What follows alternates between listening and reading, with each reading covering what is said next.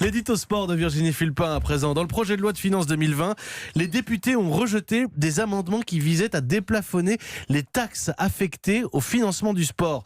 C'est le sport amateur qui va en souffrir et vous demandez des explications, Virginie. D'un côté, on est très fiers de préparer les Jeux Olympiques de 2024 à Paris et de l'autre, on laisse tomber le sport amateur en France. Il y a donc quelque chose qui ne va pas.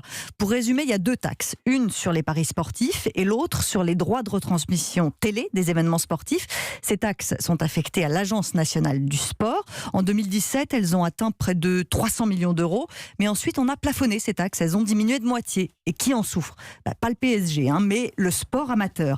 Il n'y a plus d'argent pour faire fonctionner les clubs, ni pour remplacer les équipements vieillissants. 4 équipements sportifs sur 10 ont été construits il y a plus de 40 ans en France. Ah oui. Donc quand on veut préparer toute une génération à s'illustrer en 2024, il y a comme un paradoxe. Là, le député apparenté socialiste Régis Roy-Nicot a proposé de déplafonner ces taxes pour que les clubs puissent bénéficier de plus d'argent sans augmenter le budget de l'État pour le sport. Ces amendements ont été rejetés à une voix près. Et ce sont les députés de La République En Marche qui ont massivement voté contre.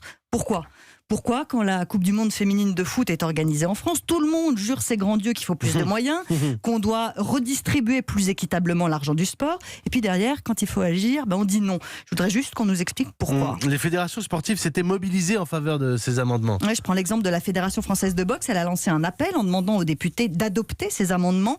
Peine perdue, donc. Ce qui me gêne, c'est la différence entre les discours et les actes. Tous les politiques nous disent que le sport amateur n'a que des vertus pour former les sportifs de demain et les citoyens d'aujourd'hui. Mais si ce ne sont que des paroles en l'air, autant se taire ou dire clairement qu'on a d'autres chats à fouetter, non ?